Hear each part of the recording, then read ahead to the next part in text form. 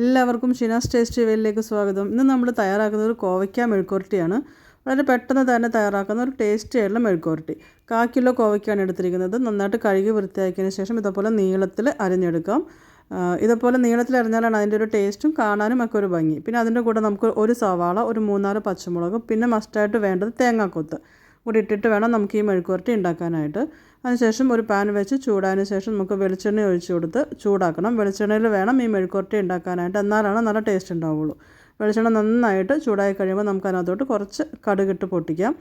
കടുക് പൊട്ടിച്ചതിന് ശേഷം നമുക്ക് നേരത്തെ അരിഞ്ഞു വെച്ചിരിക്കുന്ന സവാള, പച്ചമുളക് ഇതാദ്യം ഒന്ന് നന്നായിട്ടൊന്ന് വഴറ്റിയെടുക്കണം. ഒരു മീഡിയം ഫ്ലെയിമിൽ വെച്ചിട്ട് വേണം നമുക്കിതൊന്ന് വഴറ്റിയെടുക്കാനായിട്ട്.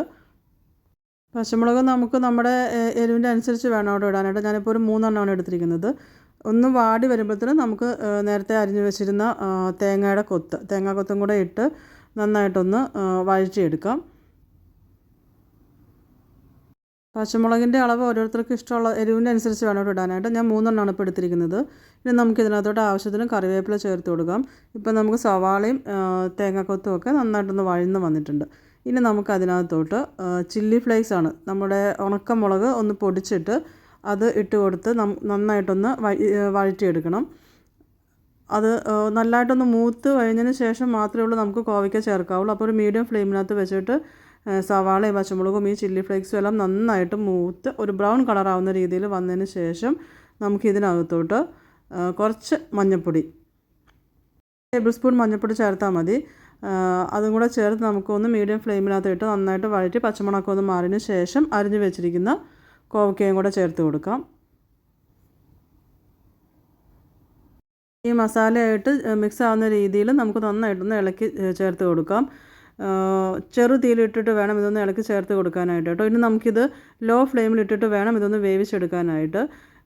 ഇത് നമുക്ക് ഒന്ന് തട്ടിപ്പൊത്തി വയ്ക്കാം. ഇതുപോലെ ഒന്ന് എല്ലാം കൂടെ ഒന്ന് ചേർത്ത് വെച്ചിട്ട് ഇതിൻ്റെ മുകളിലോട്ട് നമുക്ക് ആവശ്യത്തിനുള്ള ഉപ്പും കൂടെ ചേർത്ത് ആവശ്യത്തിന് കുറച്ച് കൈവെള്ളം കൂടെ തളിച്ച് കോവയ്ക്ക വേവുന്നതിന് ആവശ്യമായിട്ടുള്ള കുറച്ച് വെള്ളം കൂടെ ഒഴിച്ചിട്ട് വേണം നമുക്കിത് വേവിക്കാനായിട്ട്. ഒത്തിരി വെള്ളം ഒഴിക്കരുത്, ഒരു നനവിന് വേണ്ടി മാത്രം. ഒരു 1/2 ടേബിൾ സ്പൂൺ എന്ന് വേണമെങ്കിൽ പറയാം. അത് എത്ര അളവിൽ എടുത്തിട്ട് കുറച്ച് കൈവെള്ളം കൂടെ ഒഴിച്ച് ഉപ്പ് അതിൻ്റെ മുകളിൽ ഇട്ടിട്ട് അതിൻ്റെ ഒരു 1/4 വേവ് ആകുമ്പോഴാണ് നമ്മൾ ഇത് ഉപ്പ് മിക്സ് ചെയ്യുന്നത്. ഇതുപോലെ അങ്ങ് വെള്ളവും ഉപ്പും കൂടെ ചേർത്ത് നമുക്കൊന്ന് ലോ ഫ്ലെയിമിലിട്ടിട്ട് വേവിച്ചെടുക്കാം. നമുക്കൊന്ന് ഇത് തുറന്ന് നോക്കുമ്പോൾ ഇത് ആദ്യത്തെ ആ വേവ് ഒന്ന് 1/4 ഭാഗം വേവായിട്ട് അതിന് ശേഷം വേണം നമുക്ക് ആ ഉപ്പ് ഒന്ന് മിക്സ് ചെയ്തെടുക്കാനായിട്ട്. വെന്തിട്ടുണ്ടാവില്ല. ഒരു പ്രാവശ്യം കൂടെ നമുക്കിതൊന്ന് മൂടി വെച്ച് ഒരു ലോ ഫ്ലെയിമിൽ തന്നെ ഒരു 5 മിനിറ്റും കൂടെ വെച്ചാലേ ഉള്ളൂ നമുക്കിത് വേവത്തുള്ളൂ. അപ്പോൾ ഒന്നും കൂടെ നമുക്കിതൊന്ന് ഇടയ്ക്കൊന്ന് ഇളക്കി കൊടുക്കണം.